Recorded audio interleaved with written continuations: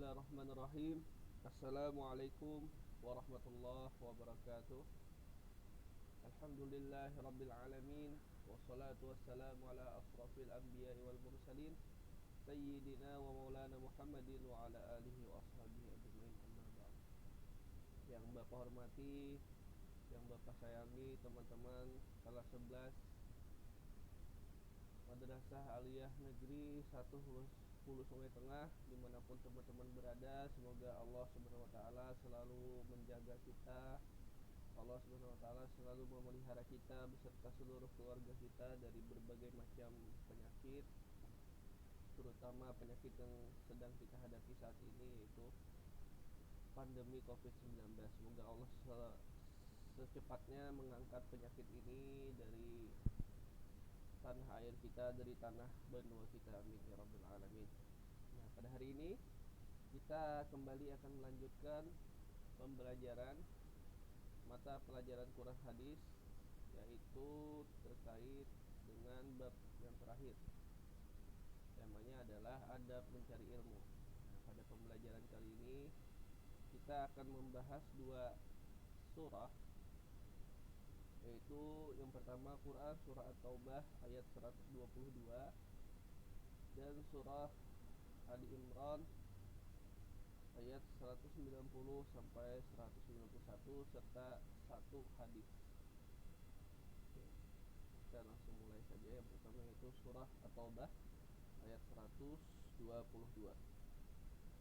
A'udzu billahi minasyaitonir rajim. Bismillahirrahmanirrahim. وما كان المؤمنون لينفروا كافة فلولا نفر من كل فرقة منهم طائفة يتفقهوا في الدين ولينذروا قومهم إذا رجعوا إليهم لعلهم يحذرون. Sadaqallahul adzim. Artinya, dan tidak sepatutnya orang-orang mukmin itu semuanya pergi ke medan perang. Mengapa sebagian dari mereka, setiap golongan di antara mereka tidak pergi untuk memperdalam pengetahuan agama mereka dan untuk memberi peringatan kepada kaumnya apabila mereka telah kembali, agar mereka dapat menjaga dirinya. Oke, langsung saja kita masuk ke penjelasan. Diriwayatkan oleh Ibnu Abi Hatim dari Ikrimah bahwa ketika turun ayat, jika kami tidak berangkat untuk berperang, niscaya Allah akan menghukum kamu dengan azab yang pedih. Quran surah At-Taubah ayat 39. Padahal waktu itu sejumlah orang tidak ikut berperang. Sejumlah sahabat ada yang tidak ikut berperang karena sedang berada di padang pasir untuk mengajar agama kepada kaum mereka. Maka orang-orang munafik pun mengatakan, ada beberapa orang di padang pasir tinggal, tidak berangkat ke perang. Celakalah orang-orang padang pasir itu. Maka turunlah ayat ini. Nah, jadi ini adalah sabab nuzul atau penyebab turunnya ayat ini, Quran surah At-Taubah ayat 122. Nah, jadi bisa dipastikan bahwa ayat ini adalah turun ketika Nabi Muhammad SAW sudah berada di kota Madinah. Kenapa? Karena sudah ada perintah untuk berperang. Nah, jadi ketika Nabi sudah hijrah ke Madinah, keluarlah perintah perang dari Allah Subhanahu Wa Taala kepada kaum muslimin untuk memerangi orang-orang kafir Quraisy. Kenapa?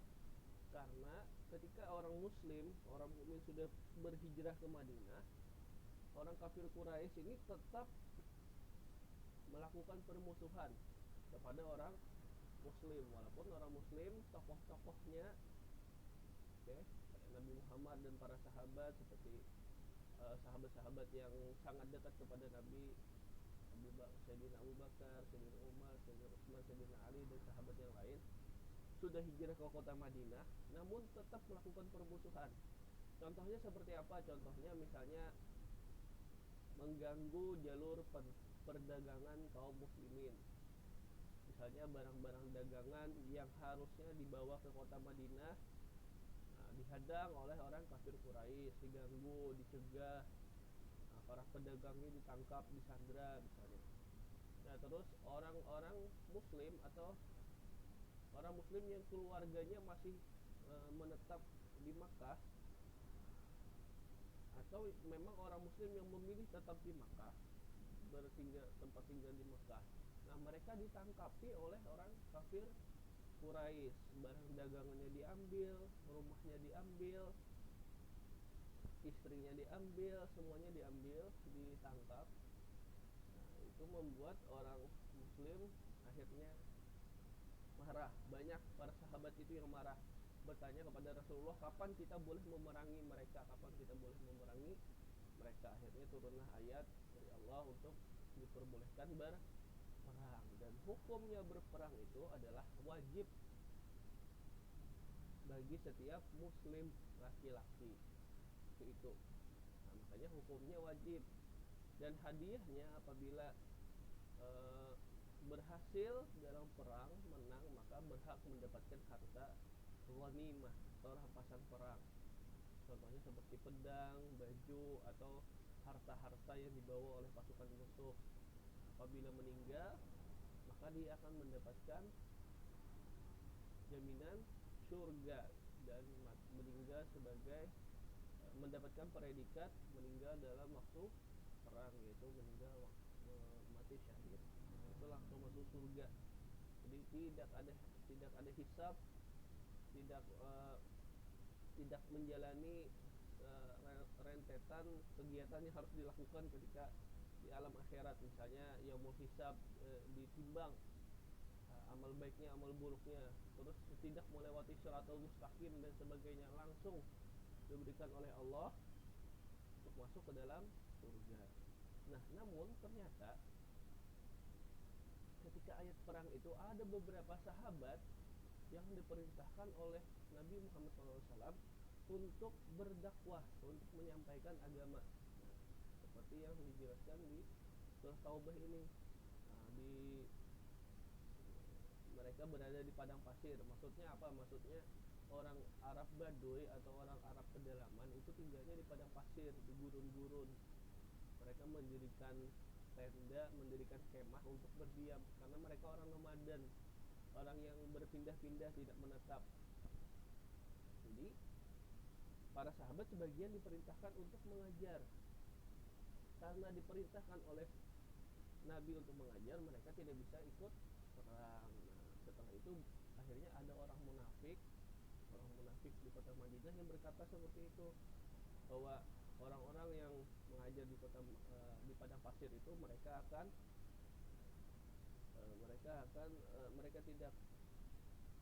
akan mendapatkan azab yang pedih, seperti di surah At-Taubah ayat 99 ayat sebelumnya. Nah setelah itu, mendengar itu, akhirnya Allah menurunkan ayat surah Taubah ayat ke 122.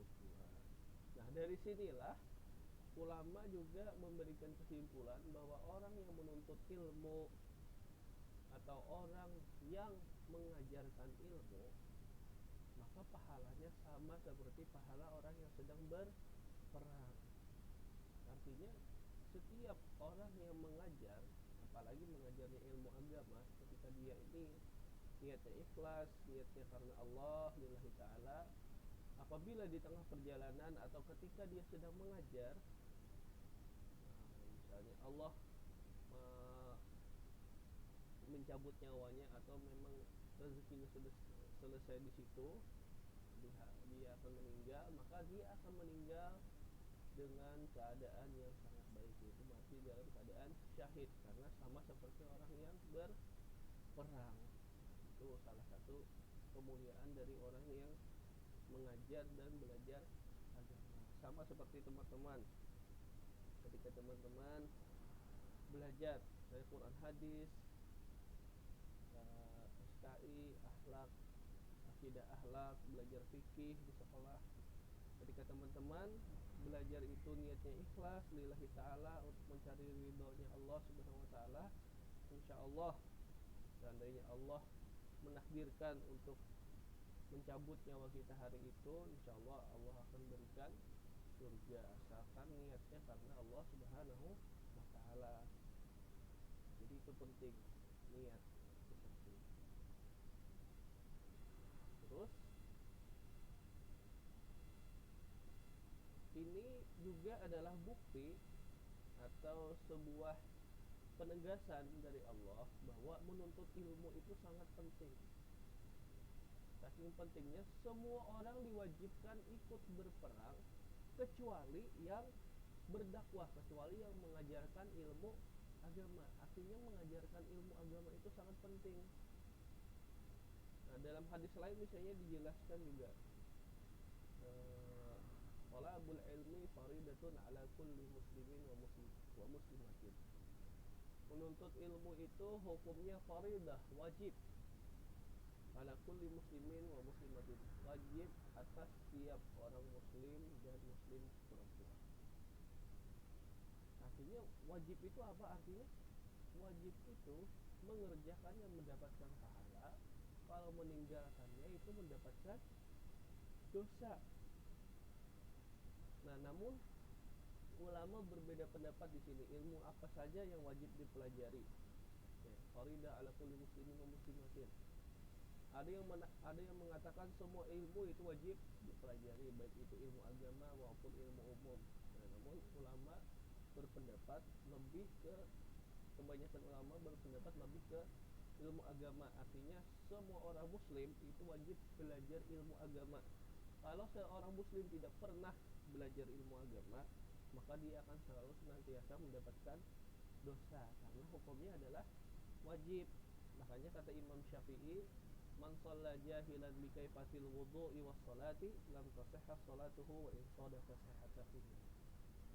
Barang siapa yang melakukan salat dan melakukan puasa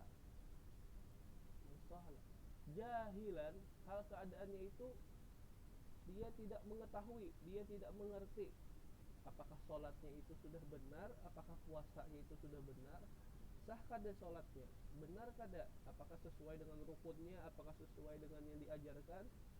Apabila dia tidak mengetahui, lam tasihha sholatuhu wa in sadaqa sihhatahu ima, tidak akan pernah sah sholatnya, tidak akan pernah diterima sholatnya. Wa in sadaqa sihhatahu ima, walaupun sholatnya itu sudah benar. Benar maksudnya pertama baca niat, setelah itu takbiratul ihram, terus baca Fatihah, baca surah, terus ruku dan lain-lain. Iya benar sesuai dengan rukunnya, tapi yang mengerjakan sholat ini tidak mengetahui apakah itu sudah benar atau belum mengerti. Walaupun dia benar mengerjakannya tapi dia tidak mengerti, maka sholatnya tidak akan pernah sah. Dari itu kata ulama penting sekali belajar ilmu agama. Dijelaskan lagi oleh beberapa ulama, maksudnya yang wajib di sini faridah, menuntut ilmu yang wajib itu minimal adalah mengerti tentang rukun-rukun Islam.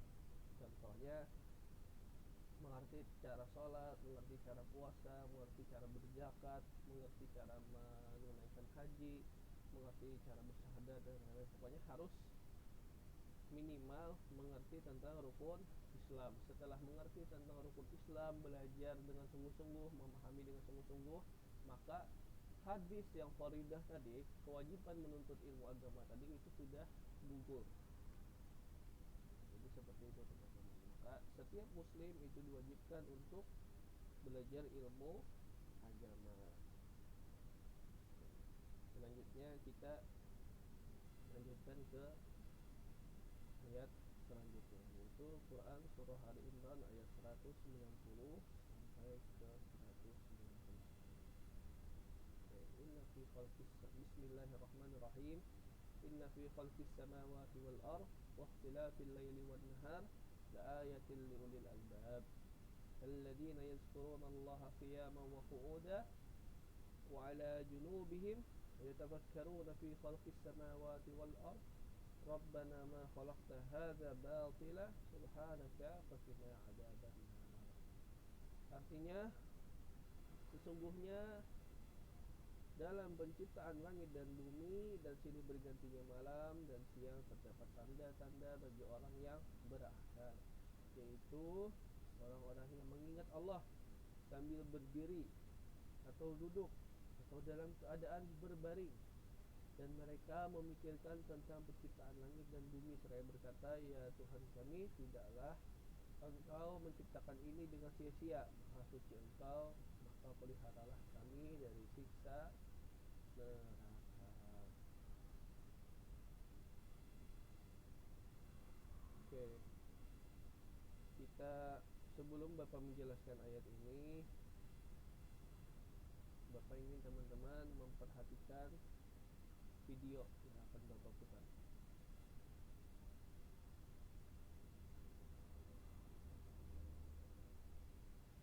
Sendiri dan akan ditanami benih secara otomatis. Selanjutnya, pada mesin terdapat sikat khusus yang berputar. Namun terlepas dari hal kualitas benih, cara penanaman benih pun akan mempengaruhi hasilnya nih guys. Kalau di Jepang sendiri nih guys, penanaman benih ini dilakukan secara otomatis dan hanya memerlukan sedikit bantuan tenaga manusia. Caranya nih, pertama-tama tanah akan dimasukkan ke dalam wadah khusus persegi panjang. Dan wadah-wadah tersebutlah yang akan bergerak sendiri dan akan ditanami benih secara otomatis. Selanjutnya, pada mesin terdapat sikat khusus yang berputar, yang mana sikat ini akan mencampur tanah dan benih secara efektif. Juga hal yang gak kalah canggihnya nih guys, pada penyiraman. Biji-biji ini selanjutnya akan melewati penyiraman secara otomatis. Canggih banget kan?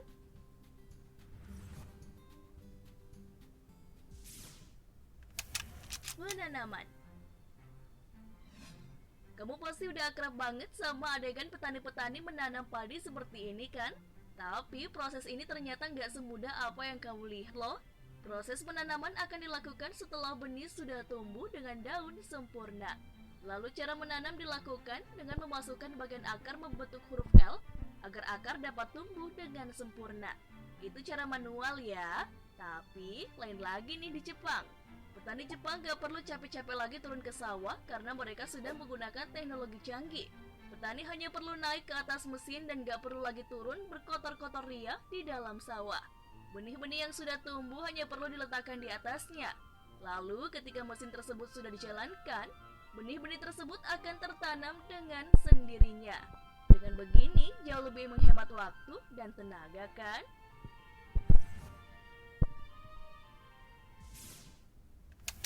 Penambahan pupuk. Pupuk merupakan material yang ditambahkan pada media tanam atau tanaman. Penambahan pupuk diperlukan untuk mencukupi kebutuhan hara yang diperlukan tanaman sehingga mampu berproduksi dengan baik. Kalau cara penambahan pupuk yang kamu biasa lihat, gimana nih guys? Tentunya masih menggunakan tenaga manusia ya. Nah, kalau di Jepang nih, proses pemupukannya dijamin bakalan membuatmu terpesona. Untuk mengontrol jalannya helikopter tersebut, petani menggunakan remote khusus. Kalau menambahkan pupuk dengan cara seperti itu, kayaknya bakalan menyenangkan banget ya. Udah kayak main helikopter-helikopteran dengan remote control nih ya. Selain itu, remote control ini juga digunakan untuk menyemprotkan pestisida.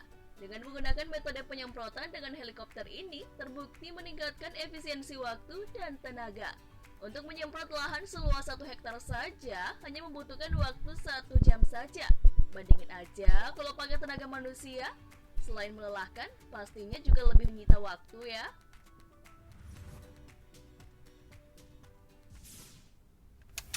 Membersihkan gulma.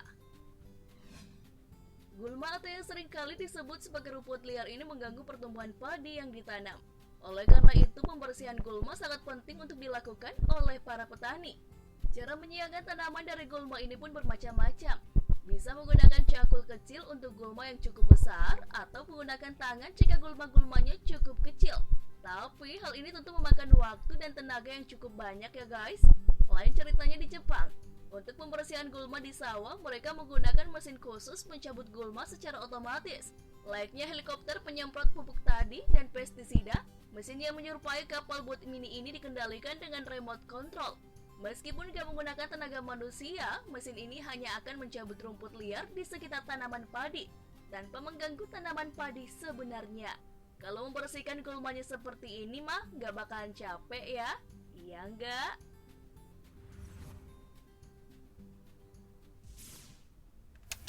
Panen. Setelah penanaman bibit, penyemprotan pupuk, dan pembersihan gulma, kini saatnya kita panen nih guys. Seperti kata pepatah, barang siapa yang menanam, maka dia pula yang akan menuai. Ciile. Nah, untuk proses memanennya pun gak kalah canggihnya nih guys dengan proses-proses sebelumnya. Para petani Jepang menggunakan alat semacam traktor dalam memanen. Mesin ini dilengkapi dengan mesin pemotong di depannya, dan secara otomatis padi yang telah terpotong akan masuk di dalamnya. Pula nih, hal yang gak kalah canggihnya nih, mesin ini gak hanya bisa memotong padi nih guys, tapi juga bisa memisahkan butir-butir padi dari batangnya. Wah, keren sekali ya. Itu dia 5 teknologi canggih petani yang ada di Jepang. Menurut kamu, teknologi mana nih yang paling bagus ditiru petani di Indonesia? Tadi sudah kita lihat kemajuan teknologi petani-petani yang ada di negara Jepang. Oke, selanjutnya kita kembali ke topik kita, yaitu surah Ali Imran ayat 150 sampai 151. Sesungguhnya dalam ciptaan langit dan bumi dan silih bergantinya malam terdapat tanda-tanda bagi orang yang berakal, yaitu orang-orang yang mengingat Allah sambil berdiri dan tidur dan dalam keadaan berbaring, dan mereka memikirkan tentang ciptaan langit dan bumi. Saya berkata, ya Tuhan kami, tiadalah Engkau menciptakan ini dengan sia-sia. Maha suci Engkau, dan maka peliharalah kami dari siksa.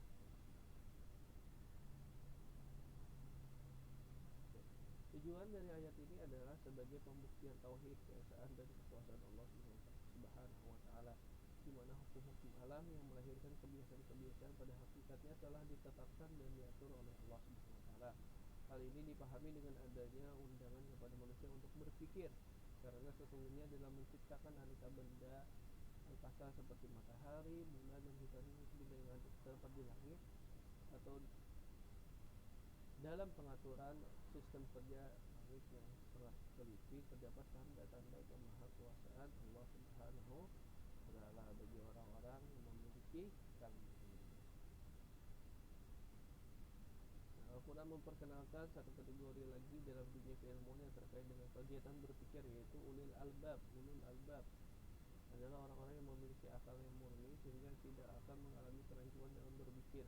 Orang yang merenungkan tentang fenomena alam raya akan dapat sampai kepada bukti yang sangat nyata tentang keesaan dan kekuasaan Allah Subhanahu wa taala. Mengapa tadi Bapak sengaja menampilkan video di atas?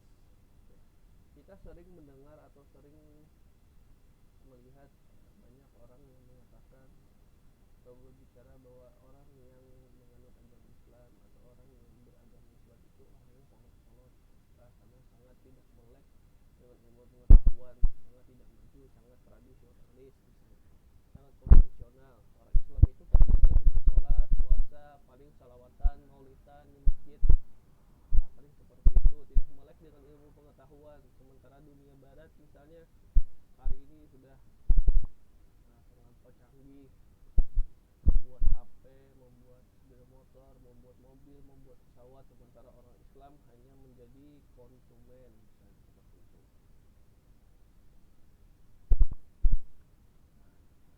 Ini pernyataan ini itu sebenarnya sangat bertentangan dengan nilai-nilai Islam. Kenapa?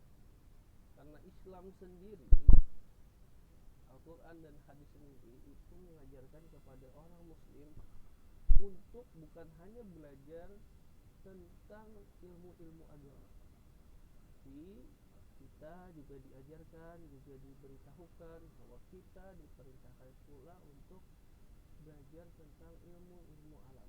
Contohnya seperti yang dikatakan di ayat ini, sesungguhnya pada silih bergantinya malam dan siang terdapat tanda-tanda bagi orang yang berakal. Tanda-tandanya apa? Misalnya pada malam kita bisa belajar tentang ilmu. Coba bayangkan kalau orang sekarang kan mungkin sudah ada kompas, sudah ada map ketika ingin menentukan arah. Kalau orang zaman dulu mau kemana-mana itu melihat dari arah bintang. Jadi misalnya mau berlabuh dari Jakarta ke Banjarmasin,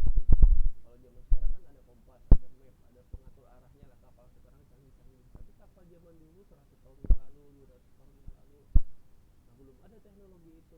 Bagaimana caranya? Caranya adalah dengan menggunakan langit sebagai petanya, melihat bintang-bintang, melihat ke arah bintang, arah timur kemana, arah barat kemana, seperti itu. Dengan melihat bintang-bintang saja bisa menjadi peta. Nah, itulah hebatnya orang zaman dulu. Nah, itu diceritakan dalam Al-Quran.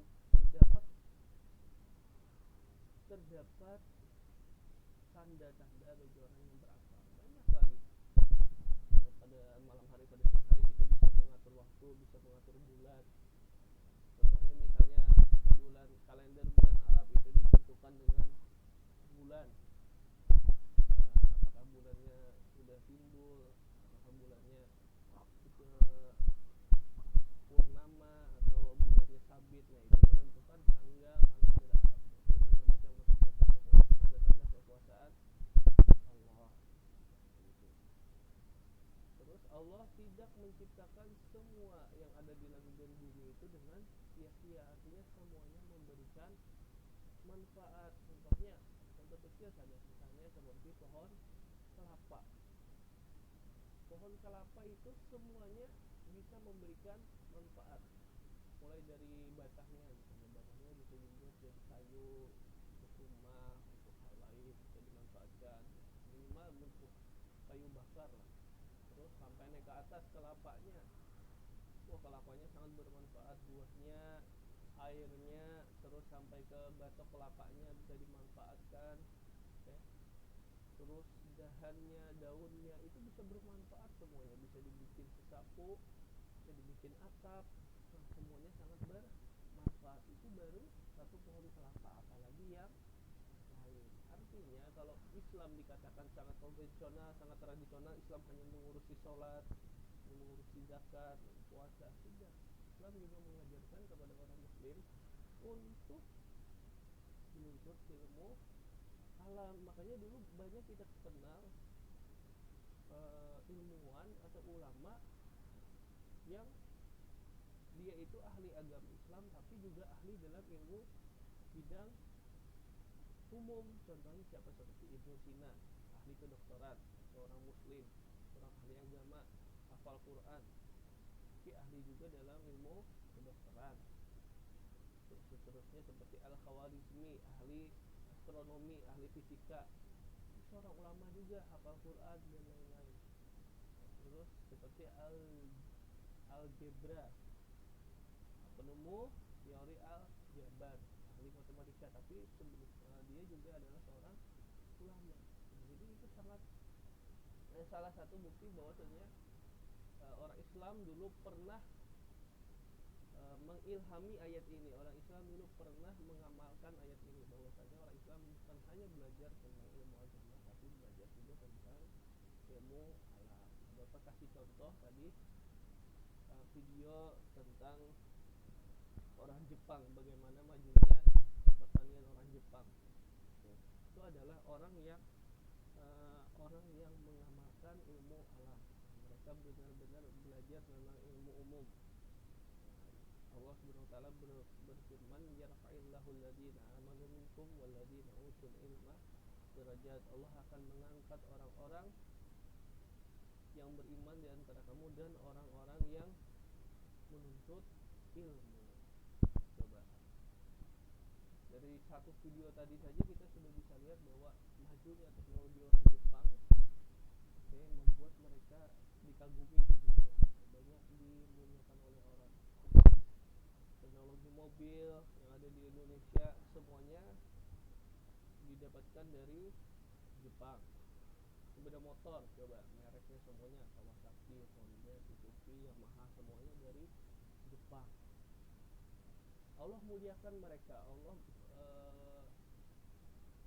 orang Jepang itu bangga, mereka mengaku sebagai orang Jepang karena mereka maju dalam bidang ilmu umum, maju dalam bidang teknologi. Itu adalah salah satu janji Allah. Yarfa'illahu alladziina aamanu minkum walladziina utul ilma darajat.